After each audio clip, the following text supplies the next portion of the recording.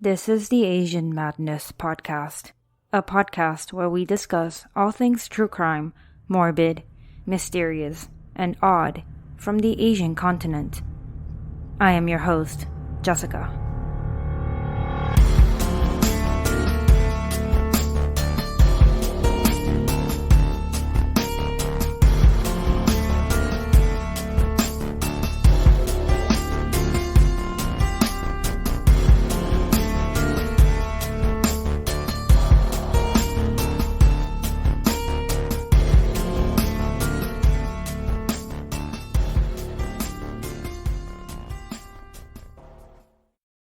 Hey guys, before I begin, just wanted to play a promo for a podcast you might find interesting and entertaining. It's called Excuse Me, That's Illegal, hosted by Leroy Luna. Some of you like hardcore true crime content, and that's cool.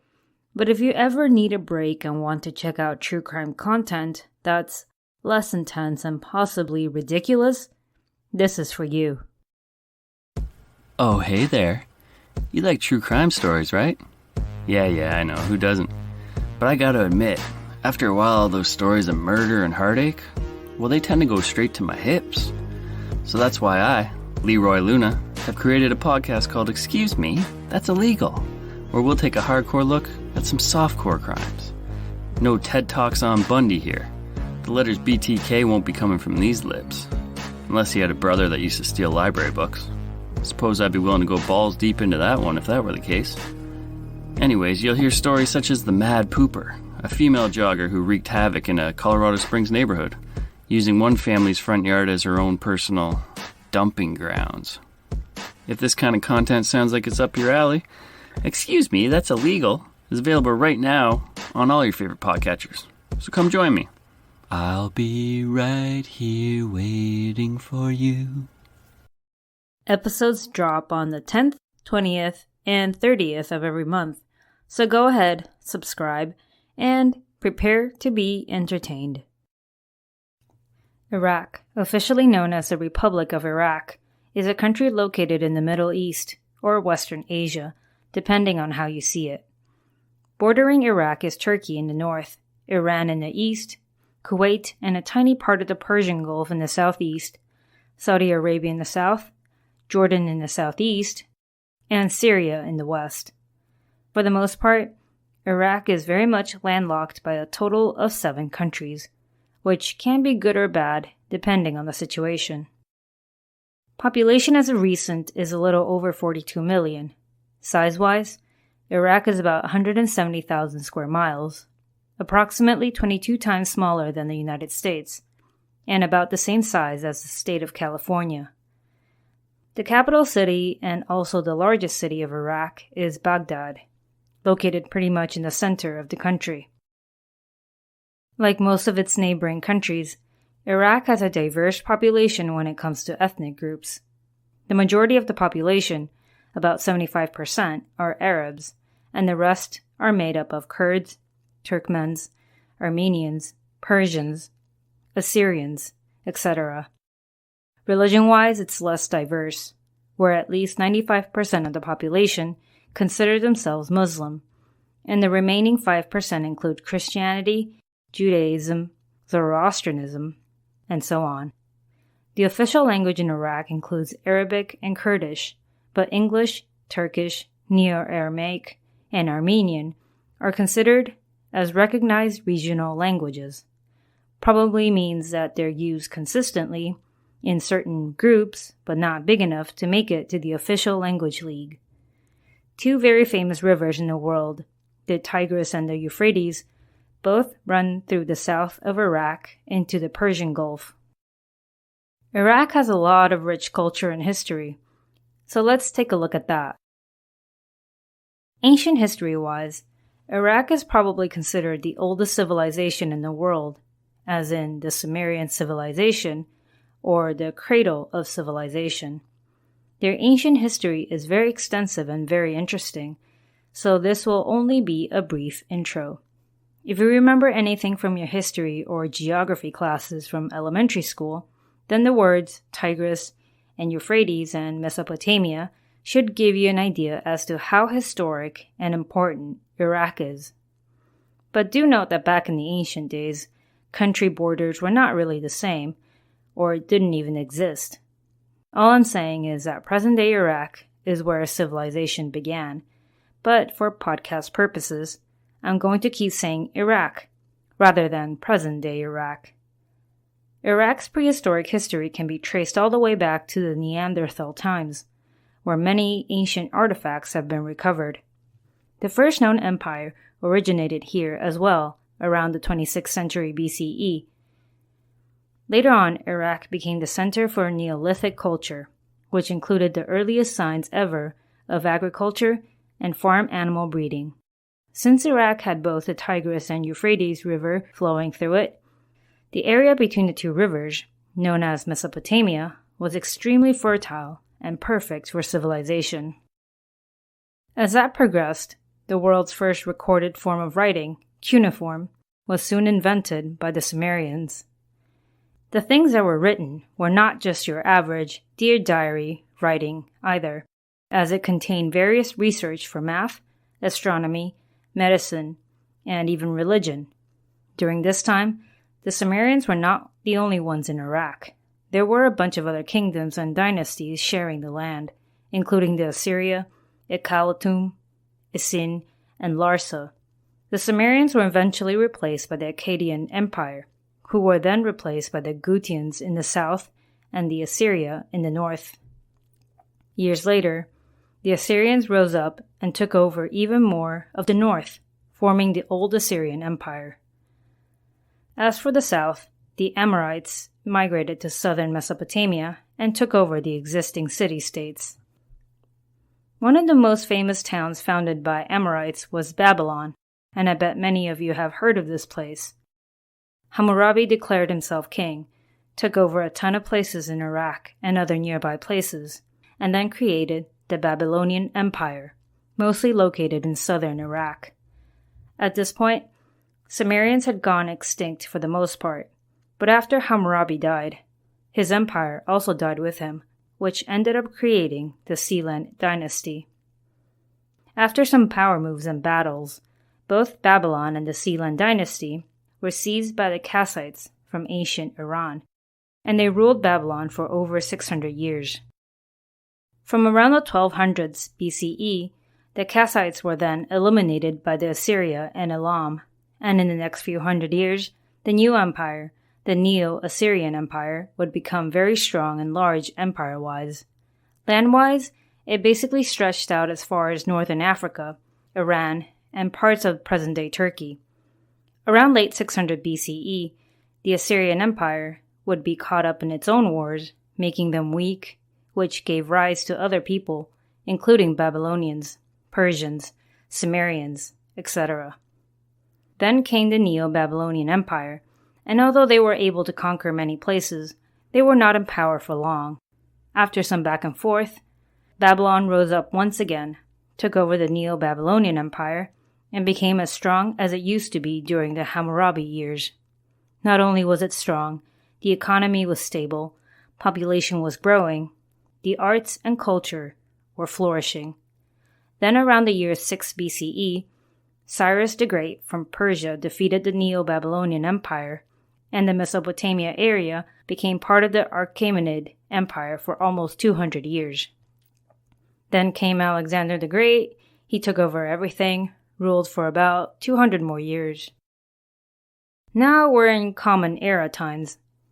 Beginning from the 1st century CE, Christianity began to flood into Iraq, and Assyria became a very Christian location. During the first few hundred years of the Common Era, many empires fought each other for control of Iraq and the land around it, especially the Sassanid Empire and the Byzantine Empire.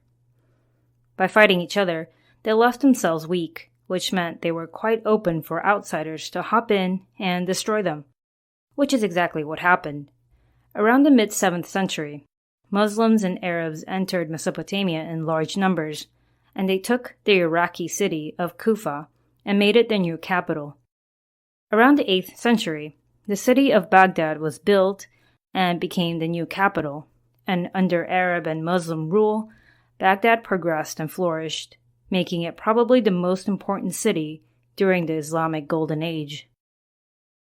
Hundreds of years went by, and some dude I think called Genghis Khan decided to invade a ton of countries, so during the siege of Baghdad, the city was then unfortunately destroyed. The total number of casualties from the siege could be anywhere from 200,000 to 1 million, which is a lot considering this was hundreds of years ago, before the world population blew up. Aside from being guilty for killing tons of people, the Mongols destroyed so many historic locations and artifacts. It's such a shame to think of the kind of history we would never be able to see. Obviously, they didn't see it that way, because conquering was life, so it didn't matter to them. As if this wasn't a terrible blow, the Black Death showed up and pretty much took about 1/3 of the Eurasia, North Africa population with them. Another Mongol dude named Timur Lenk showed up in the early 1400s, and he was vicious. He marched into Iraq, murdered tons of people in Baghdad, and also eliminated most of the Assyrian population up north that were still alive and thriving. This was pretty much the end of the Assyrians. In the 16th century, the Safavid Empire, an Iranian empire, came and took over. The Ottoman Empire wasn't happy with that, and there was a lot of rivalry between the Safavids and the Ottoman Turks, and since Iraq was sort of in the middle, they suffered the consequences as well. Even after the Ottoman Empire took over, Iraq was continued to be used as battlegrounds for regional and tribal warfare. Now, let's move on to the 20th century, something more recent and hopefully a bit more relatable. So the first and most important part of the 1900s would be World War I, where the Ottoman Empire sided with the Central Powers. The British were not fond of that, tried fighting the Ottoman Empire, lost, but came back with support of Iraqi Arabs. By the end of the war, the Ottoman Empire was kicked out of Iraq, and the British took over. They basically regrouped the provinces, established the state of Iraq, and put people in power for government jobs. Eventually, the Kingdom of Iraq gained independence in the year 1932, and although the British were okay with that, they insisted on keeping their military bases and local militia. I think by now, Europeans had discovered large amounts of oil in Iraq, so I would say that's one reason they weren't willing to let go of Iraq completely. The Anglo-Iraq War took place after a coup d'etat in 1941, and after failing to take back their own country, the British-approved government was restored. Another coup took place in 1957, where General Abd al-Karim Qasim revolted against the government. After gaining power, he was then overthrown in 1963 via another coup. A few more coups take place, and then Saddam Hussein came into power in the late 1970s. Then comes the first Persian Gulf War between Iraq and Iran, and although both had wins and losses throughout the years, millions of people in both countries lost their lives. Then in 1990, Iraq took over Kuwait for whatever reason, which resulted in the United States making an appearance. They basically bombed Iraq relentlessly, which was pretty devastating for the country and its citizens. The United Nations then stepped in, ordering Iraq to stop using chemical and biological weapons during these wars.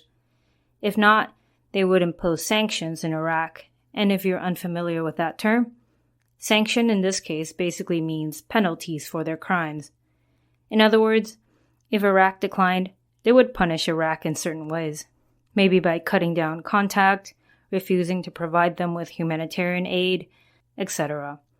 Of course, Iraq declined, and the sanction was in place until 2003. Moving on to present day, we know of the devastating 9/11 attacks in 2001. After the Twin Towers were destroyed, the U.S. President George W. Bush began to plan for ways to destroy Saddam Hussein and his government.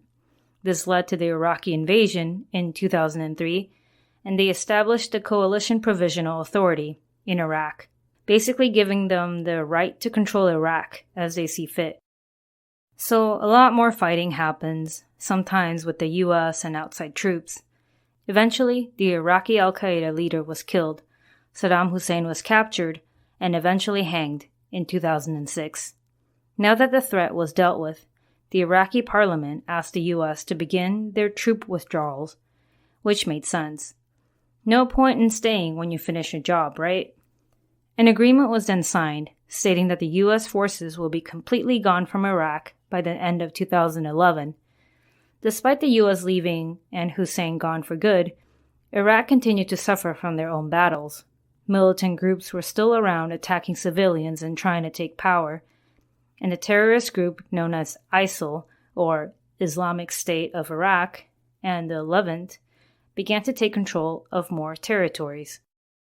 For your information, ISIL, or ISIL, is another name for what we know of as ISIS. Around 2013, ISIS had become quite infamous for their violations against human rights, such as executions and other forms of violence. This sparked a war in Iraq from 2013 to 2017. As a result, tons more civilians were killed in the process, as bombs were dropped and ISIS executed more people. On the other hand, ISIS did end up losing more territory, and by the end of the war, they basically had nowhere to go. So one threat was gone, but there's always more. Iraqi citizens began to protest about their state of living, including unemployment rates, corrupt governments, and also opposing Iran's involvement in Iraq. In late 2019, an Iraqi airbase was attacked by multiple rockets, and the U.S. suspected the militia group Kataib Hezbollah to be behind it. So the U.S. proceeded to immediately bomb their bases in both Iraq and Syria. Many of their men were killed, which then led to these militiamen attacking the U.S. Embassy in Iraq.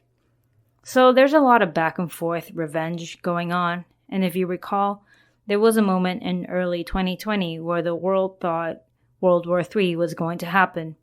Then U.S. President Trump ordered a drone strike and killed an important Iranian general and commander named Qasem Soleimani. Not only was he important, he was considered the second most powerful guy in Iran. Somehow nothing extremely terrible resulted from that, or just maybe the time has not yet come. As of now, Iraq is led by its 8th president and head of state, Barham Salih, while the Prime Minister, Mustafa al-Kadhimi, is the head of the government. Iraq is a member of the United Nations, the Arab League, the Organization of Islamic Cooperation, and many more. Despite all its political unrest, Iraq is still growing as a middle power, and hopefully things will be more stable for its citizens. I know what you think of when people mention Iraq. Bombs, terrorists, ISIS, a lot of oil. And it's understandable. Many of us have never known Iraq before all this terrorism. So when it comes to associating a country, it's all we can think of. But like any other country, Iraq is not just a bomb and terrorist-ridden country. For one, Iraq's history and culture is unbelievably rich and old, which is probably right up your alley if you're into history and art. If you had to read the Epic of Gilgamesh, then yeah, that originated in Iraq as well, presumed to have been written around 2100 BCE. If you're into traveling, Iraq is not necessarily a bad place to go, but just do your research before you head over. There are many places that are relatively safe, but definitely some areas you should stay out of. The citadel of Erbil can be found in Iraq, and it is about 7,000 years old and a UNESCO World Heritage Site. Ur is another cool-looking place, as it is associated with the biblical tales of epic floods. One of the safest cities to visit would be Suleymania, I think that's how you pronounce it, located in northern Iraq. It's very well known for their art scene and delicious foods. And speaking of food, do remember that it is considered rude to eat only with your left hand. Using your hands instead of using utensils kind of means that you find the food finger-licking good, as Colonel Sanders might say. Not saying you have to visit Iraq, but if that's something that interests you, make sure you do your homework and plan accordingly. Thank you for getting through a rather long intro about Iraq. It's a lot of history packed into, 15 minutes? That barely does it any justice. And I sincerely hope none of my listeners from countries I've introduced hate me for being so broad and general. Anyway, this is a case that took place in Iraq, obviously. So if I were to describe this case, I would say clash of conservatism and liberalism in very extreme ways. Have you ever wondered what it would be like if you were born into a very conservative and religious place, but only to find out that there is more to the world than the teachings you've been taught all your life? Maybe you were taught that child brides were fine, and that non-religious people deserve to die. Dyeing your hair and getting piercings is the work of the devil, and that women should and always obey their father and husband, regardless of how they're treated.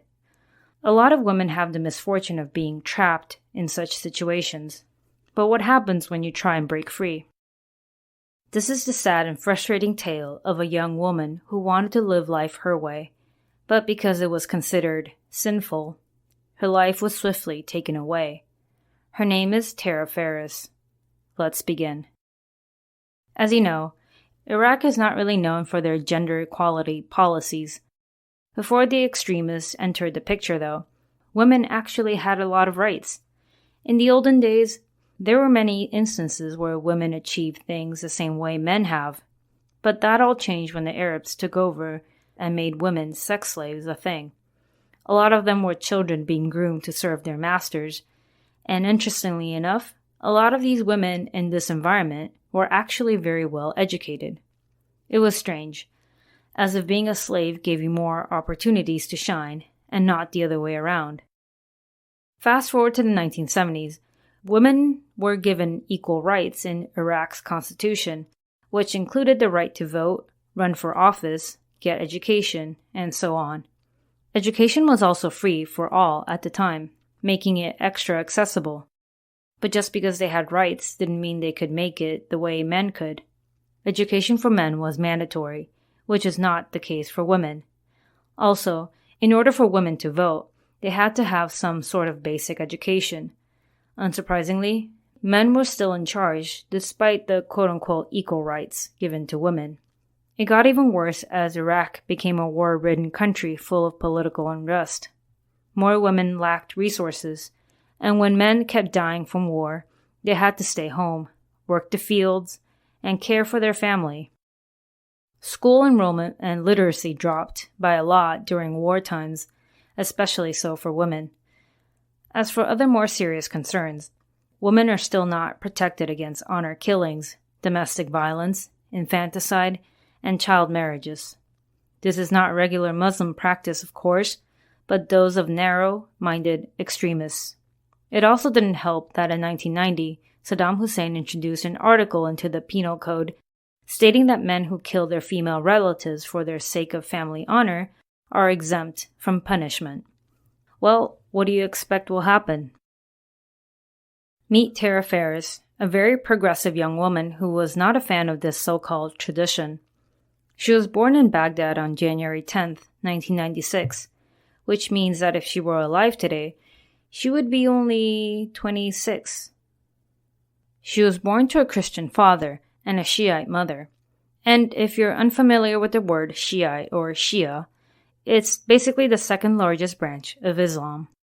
According to an article from The Sun, the main differences between Sunni and Shiite beliefs is who should have succeeded the Prophet Muhammad in 632 CE.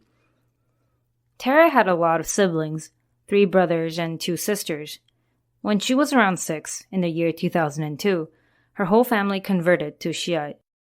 Not much is known about her childhood and personal life up to this point, but her parents were definitely traditional in a sense. Despite being able to go to school and have an education, Tara's father was secretly hoping she would fail out of school so he could marry her off. While I don't think he wished this on her maliciously, it's still pretty sad. Maybe it's the way they were wired to think, that a woman has more worth and possibly more stability when she has a husband. So when she was 16 years old, she was set up in an arranged marriage, which is obviously not uncommon. Long story short, the marriage was far from a fairy tale. Let's not forget, she was basically a child thrown into this whole marriage to a guy definitely way older than her. Can't imagine how any child would like that happening to them. According to her and her friends, the man was abusive and awful to be around. Her friends remember her telling them that her husband, quote, used to hit her and treat her like almost a dog, unquote. I know, some people treat their dogs like gods, but I'm pretty sure that's not what Tara meant. Soon after her marriage, Tara became pregnant with her child at the age of 16 or 17, quite young and probably very stressful considering how she probably wasn't interested in her husband, and on top of that, she was getting abused. Not to state the obvious, but the pregnancy was more likely than not the product of rape. I suppose some people don't care and think that having child brides and raping them is totally cool, but we know better than that.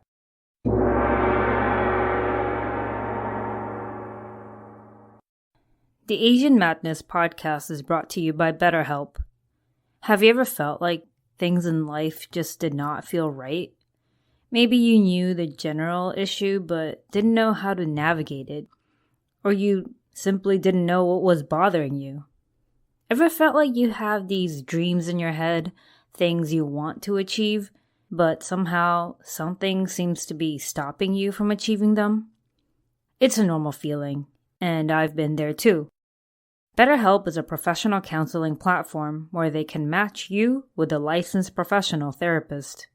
It's convenient, as it's completely online.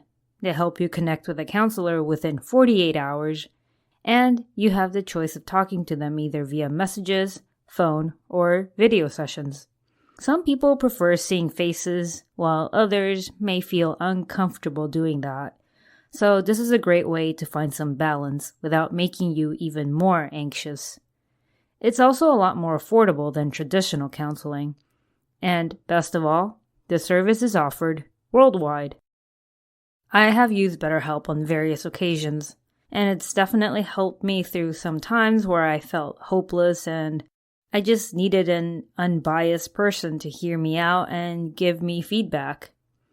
As a listener who's ready to make positive changes in your life, you will get 10% off when you visit our sponsor at betterhelp.com/am.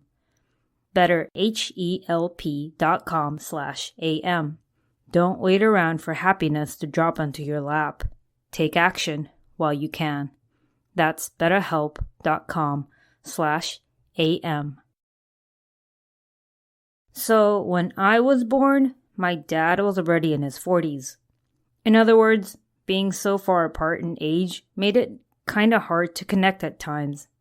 Like when I was finally working full-time, he had already retired. It took a long time for me to grow up and fully appreciate having an older dad. And now, whenever I talk to him, I get to learn something new about him. So this led me to Storyworth.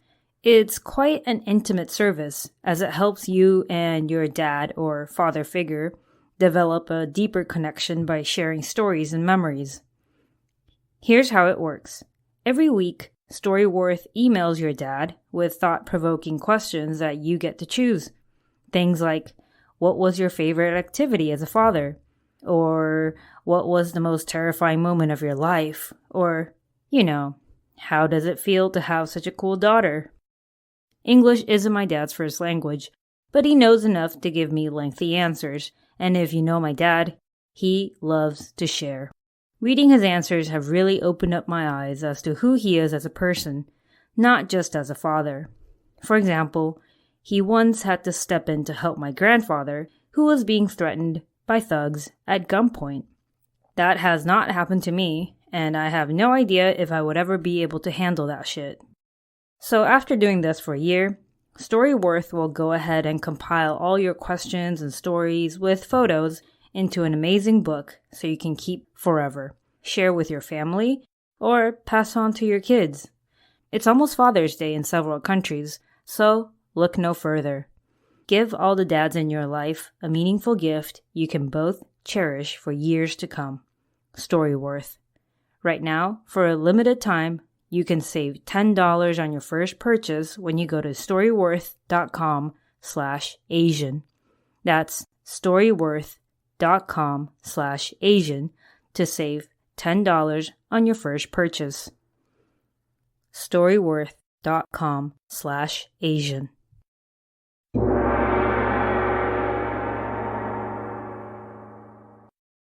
Soon after, though, her parents finally became aware of her situation and decided to take things more seriously. They saw that Tara had multiple bruises on her face and body, and although they were eager to marry her off, she was still their daughter and they wanted her safe and alive. They took her back in when she was still pregnant, and soon after she gave birth to her son at the age of 17. As we know, Iraq is quite patriarchal, so the fact that she had a son made her husband want the child even more. The two did officially get divorced, which, surprisingly, or at least to me, isn't that uncommon in Iraq. When her son, Amir, was about 6 months old, her ex-husband came threatening her family. He wanted their son, and if she didn't hand him over, he would bring all his friends over and basically fuck them up. The Ferris family was obviously scared, as they knew this man probably wasn't bluffing. He was already known to be abusive, and his friends consisted of militiamen and tribal members. Quote, "They took my son away from me when I was a kid, and I couldn't do anything about it, especially against armed people teaming up with my ex." Unquote.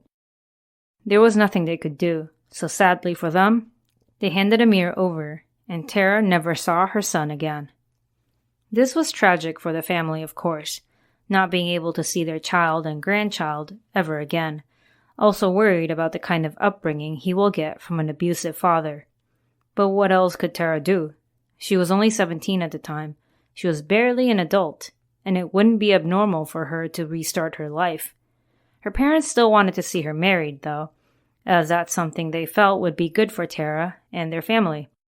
She was then set up for a second marriage, but this marriage didn't happen because her then-fiancé ended up dead on a trip to Turkey. Talk about a difficult life. When Tara was 18, she entered various beauty competitions because, well, she was quite beautiful and it's what she wanted. In the year 2014, she won the Miss Baghdad competition, and the following year at the Miss Iraq competition, she won second place, or runner-up. These competitions are known to be difficult, especially so in places like Iraq, because lots of these women who sign up initially end up quitting because of constant threats made from extremists and fear of getting any type of backlash from family, friends, and society. It was not a modest kind of activity where you flaunt your beauty, and that is considered a big no-no for more traditional people. I guess Tara had had enough bullshit in her life, and for once, she wanted to do what she wanted. And honestly, she was very good at it. Not only was she gaining popularity from her beauty pageants, she also became a social media sensation, or what we would call an influencer. She began using Instagram and Snapchat around the year 2016, and in no time, her number of followers blew up, amassing nearly 3 million followers on Instagram. That is no small feat. Tara wanted to be who she wanted to be, not what society told her to be. She did not live the kind of lifestyle you would expect from someone in Iraq, mainly because most of us probably know so little about Iraq, and it's not an unfair assumption. She dyed her hair a lot, she wore jeans and tight-fitting clothes, sometimes a bit revealing. She got piercings, she got tattoos, she went to the movies, traveled wherever she could, and just tried to live life as an average young person. If you happen to think negatively about influencers, yes, I do get it. It's definitely not everyone's cup of tea, but Tara's fame wasn't only for her looks or the way she dressed. It was also for her views and opinions on society, especially when it came to domestic violence, the idea of a docile woman/wife, and of course, child brides. Quote, "All Iraqi men want a woman to serve them, wash their clothes, devote themselves to them, but they do not ask you to have feelings, which is tantamount to asking you not to be human." Unquote. So basically they want a female robot. Tara was a survivor of domestic abuse, someone who was forced to marry a man at the age of 16, and someone who had her child taken away from her. She wanted to let others know about the harsh realities of being an Iraqi woman, her road to overcoming her fears and her past. She wasn't interested in being quote-unquote modest or quiet. She was outspoken and believed in personal freedom. In the eyes of many Iraqis, her personality and her appearance would be considered very intimidating and dangerous. But at the same time, these people admired her for being true to herself. She also managed to work with various makeup and clothing companies, basically advertising for them on her personal social media accounts, and her dream for herself was to have her own fashion-related brand. So you see, it's a lot more than just being a pretty woman with cool clothes and makeup. Tara's life was going pretty well. She had tons of adoring fans, but that also came with tons of trolls and haters. Plenty of people hated the way she dressed, how it was too revealing. They didn't like her accessories, her makeup, her tattoos. It was seen as a breach of their honor code. Initially, this was used to refer to women who lost their virginities prior to marriage, or women who had kids prior to marriage. Now, though, the term also includes women who post revealing and bold posts on their social media. So according to their definition, Tara was indeed dishonorable and a whore. Did she care? Obviously not. Most times when we think of online trolls, we think of cowardly people who act like they're above everyone else, who think they know more, who think they're always right. These people hide behind their phones or computers, and that gives them strength to do their troll work. Most times, these are relatively harmless. But what if your troll really hated you that much and wanted you dead? One of her last posts online stated the following: "I'm not afraid of the one who denies the existence of God, but I'm really afraid of the one who kills and chops off heads to prove the existence of God." The day prior to her death, Tara had all sorts of plans for her future. She told a friend she was traveling to Malaysia soon, and they talked about her modeling work. Tara also had plans to travel to Baghdad and visit her friends. Tara and her family did not live in Baghdad at the time.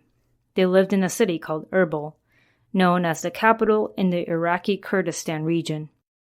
It's about a 4.5-hour drive from Baghdad. So the day was September 27, 2018.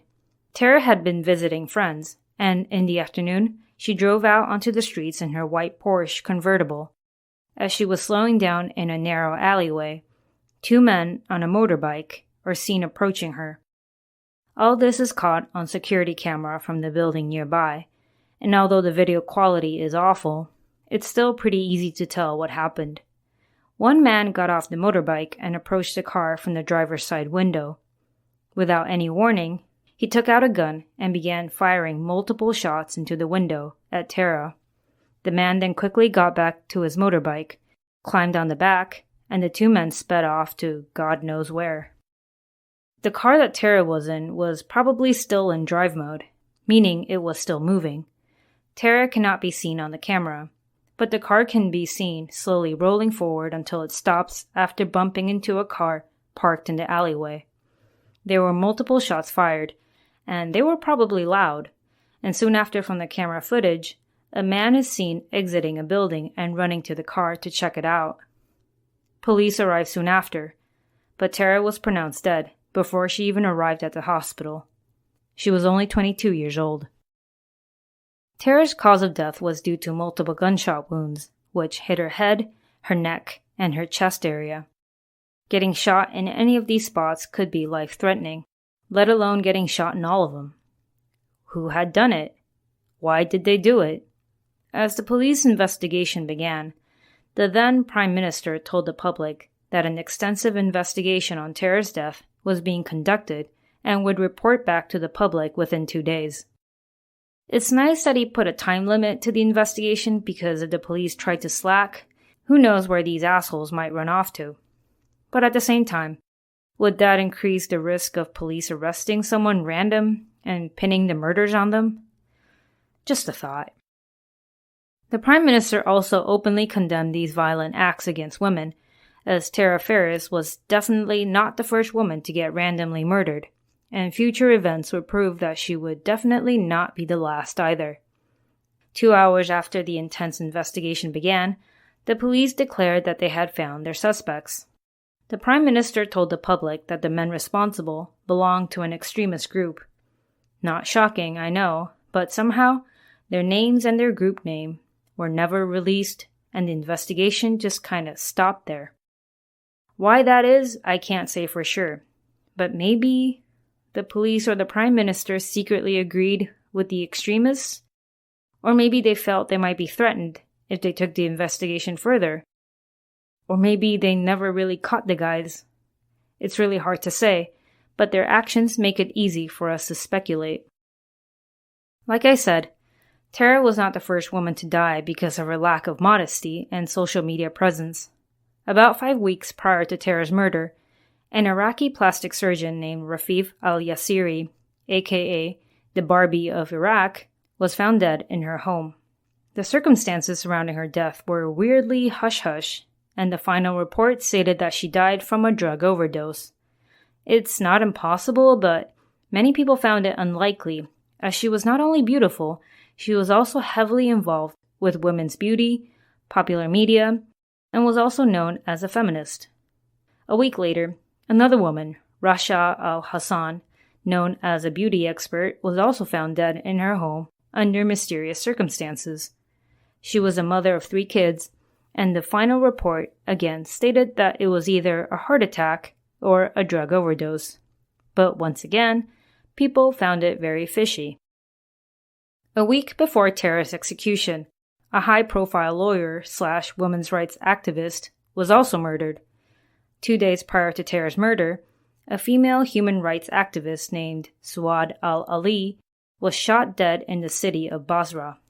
She was at an outdoor market, minding her own business, when she was murdered. So I guess we're seeing a pattern here. Could it be coincidence? I guess. I mean, anything is technically possible. But again, what are the odds that these beautiful and outspoken women keep dying one after the other? And if they were all murdered, were they all killed by the same person or the same group? The Iraqi people were quite split when it came to the deaths of these women. Some believe that they deserved it for their actions and their way of life, as in posting on social media and not being modest about their looks. Some other, mostly the younger generation, mourn the deaths of these women trying to change social norms. What does this mean for people who think and dress like Tara, though? Understandably, women began to fear for their lives. A young journalist, Fatima, stated that, quote, "It is intimidating to be a free-minded and spirited young woman right now, because at every moment on the street, someone may be watching you," unquote. And I agree. You try to be yourself and not conform to something you don't agree with, but how far are you willing to go for that? Are you willing to risk your life for that? And what about adjusting your entire life around it? It's not even about heading home before it gets dark, because Tara was killed in broad daylight on the streets. What about staying home and not going outside? Well, apparently somebody can find ways to get in and kill you, then maybe make it look like you killed yourself. How seriously should women take online threats? Would they really go as far as to hunt you down and kill you? It's interesting to note that both cities mentioned earlier, as in Tara's hometown of Erbil and the capital city of Baghdad, are not necessarily super strict when it comes to how women should behave.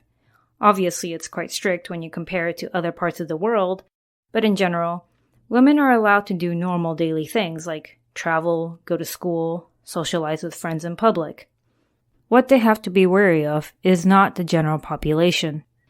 Because even though these people might dislike your wardrobe choices, they are not likely to do anything to you.